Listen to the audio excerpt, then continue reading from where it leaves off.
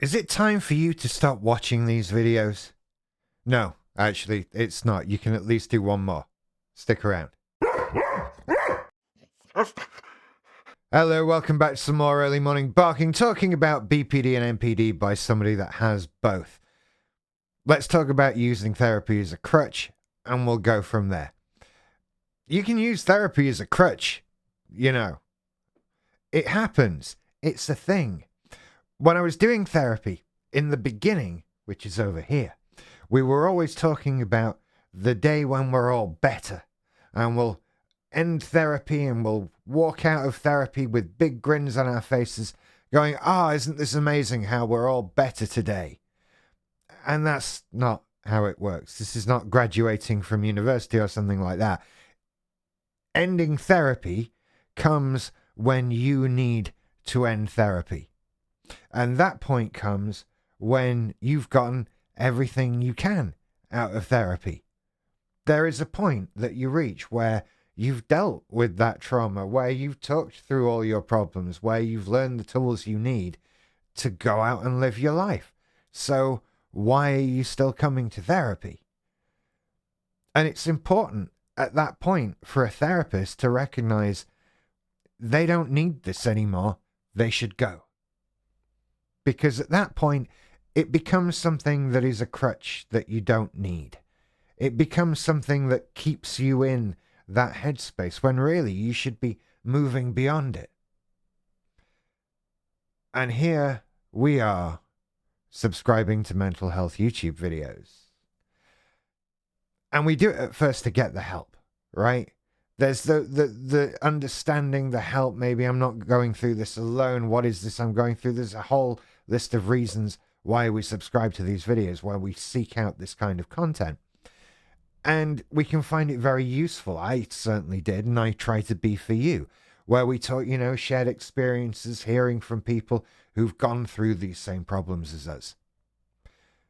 But shouldn't there come a time when we need to move on? And I'm thinking this from sort of both sides of the camera. My content has changed very significantly over the last year or two.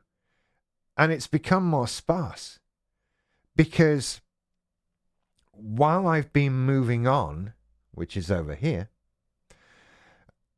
I've been getting better. And I've been moving away from these feelings of what it's like to have BPD, because I'm not living in it. But that would be a very easy thing to do. I see other people do it, both creators and audience, and of course it happens to people in therapy, I guess, especially if you're paying for it. I don't know. Sorry. I'm not going to cut that. We need to leave these things behind. We need to get on with our lives and move forward and leave BPD and NPD behind us. Once we've done the work and that sort of thing, this is the goal, right? The goal is over here as well. That's what we're working towards. That's what being healed looks like. You don't need to tell people, I've got BPD. Oh, it's because of my NP. Oh, it's because of my... That's not healed. That's wallowing in it. That's sitting in it. That's making it your personality. And that's a trap that you can certainly fall into as a content creator. Absolutely. I mean, look, there's the people who are doctors and medical professionals who can talk about this stuff objectively, like scientists, like people for whom it's their job.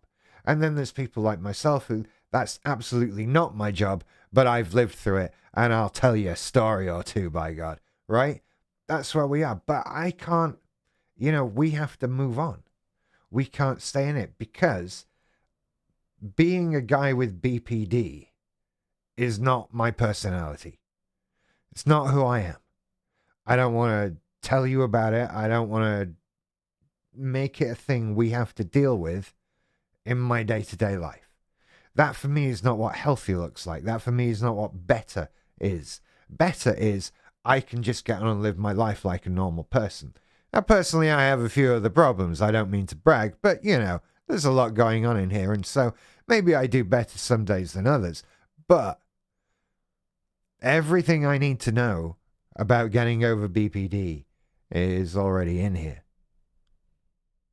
You only need to know it once, really. Once you've learned it, you can do it. Or you can wallow. You can sit, you can be in it, you can be the person with BPD. And it's depressing, and it keeps you in there. And you know what? Your social media does that too. And by social media, I mean YouTube and TikTok as well. Because you're subject to the algorithm, right? You watch this, so you'll watch this, because it's the same as this. And we get shown the same things over and over and over. And all you're seeing is people having BPD or talking about their BPD, or everything is about BPD or whatever you're suffering from. That's all it is. It takes up so much of your mind share, when really the goal we should all be working towards is it taking up very little time. And we use it as a crutch, because where do we go from here? It stops us working on the biggest problem that we have, which is, who am I without this? Who am I going to be? Who am I supposed to be? Who would I have grown up to be if I hadn't grown up with this? And that's an answer we're all trying to come up with. I think that the apprehension over that is something that does keep us stuck sometimes. It's difficult to move on to something when you don't know what you're moving on to. And, you know, that can be difficult enough when you're going to a new job or a new school or something like that. But when you're being a new person, I mean, that's a lot. That's a lot. And it's something that you feel you've gotten wrong before. So working on it in a new way is difficult. It's easier to stay where we are and get that bit of personality, that bit of thing, saying, I'm a guy with BPD. It gives us something to work with. It's just not a good thing to work with. We want to leave it all behind.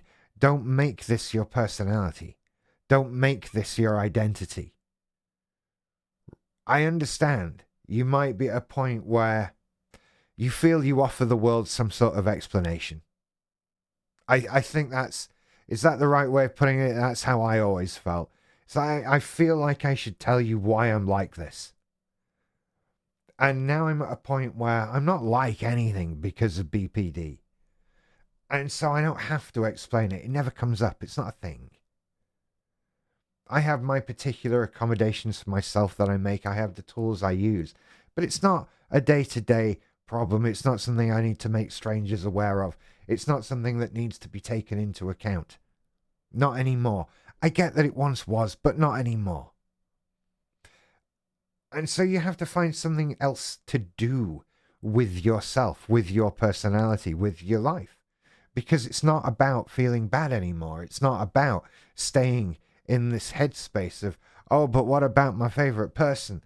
I don't care anymore about I don't have the favorite person thing, is what I'm saying. You can do this too. This is your goal. But we have to accept when we're there and say, do you know what? It's time to leave it all behind. I can't listen to that person talk about the same thing again because I don't feel it anymore. And if I sit and remember and dwell on it, and, you know, you can bring feelings back. You can bring back this upset, this distress, the worry. I can remember what feelings are like, for goodness sake. But why would you do that? Especially if you've got something to move on to. Which brings me back full circle to the biggest bit of advice in BPD healing that you can possibly get.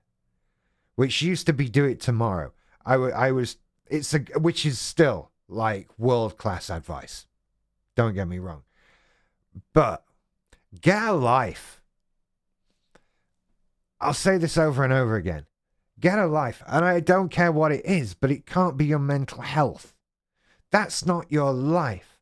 That's a terrible, traumatic detour. It is a side quest. It is an irrelevancy in the storyline of your life, ultimately. That's what you're trying to make it anyway. Because the whole point of getting better, really, is that we aren't affected by our condition anymore. That's it oversimplified. We want to not be affected by this. So if we're continually drawing ourselves back to it, it is continually affecting us. If it's something that we have to participate in daily, watching videos, reading articles, TikToks, the whole lot, then it's still a part of us. It's still something that is controlling our day-to-day on some level. When in actual fact, that's the last thing that we want.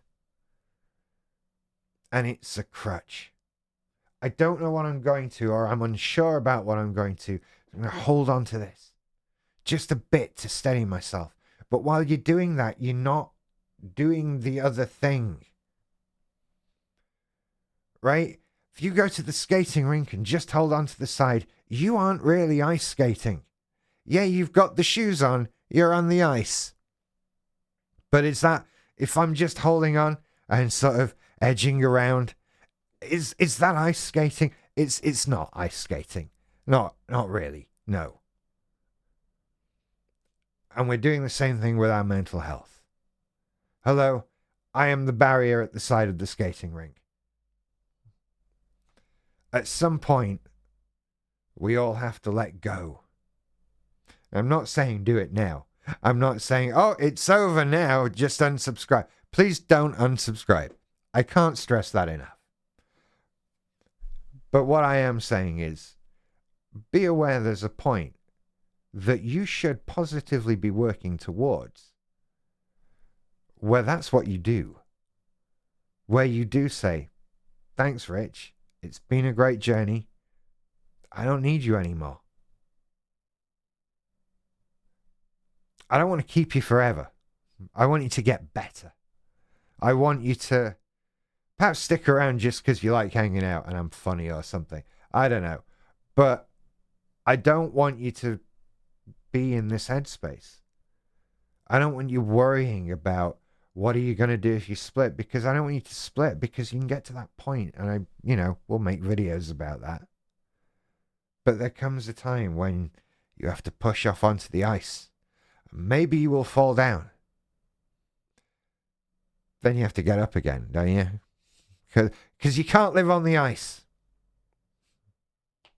That's it, I guess. I hope that helps. I hope you're still subscribed.